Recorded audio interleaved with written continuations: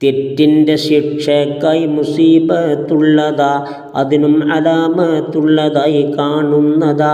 ക്ഷമയില്ല വന്നത് വന്നു പോയാൽ പിന്നെ അന്യായമാണെല്ലാവരോടും തന്നെ.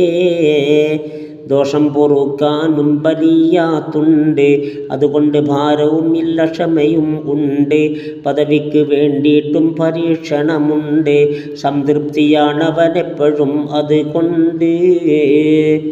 ഇത് ശൈഖുനൽ ജീലാനി മുഹ്യിദ്ദീനി പറയുന്നതായി ത്വബഖാത്തുൽ ശഅറാനി.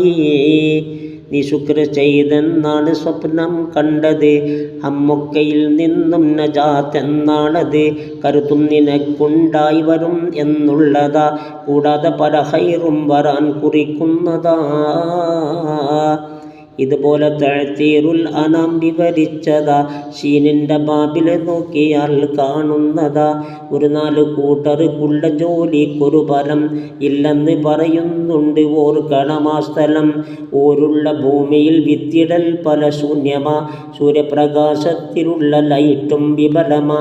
അവനില്ല കേൾവിയും പൊട്ടനാണവനോട്, രഹസ്യം പറഞ്ഞടുക്കേണ്ട നീ ചെവിയോട്.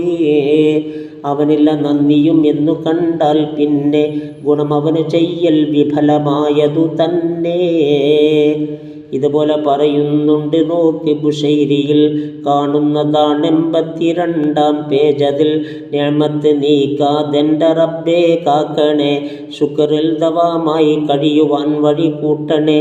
ഗുണം ചെയ്യണേ നീ നിഅമത്തുല്ലാ തങ്ങളിൽ, അതുപോലെ ആല സുഹാബ് അത്ബാഇകളിൽ.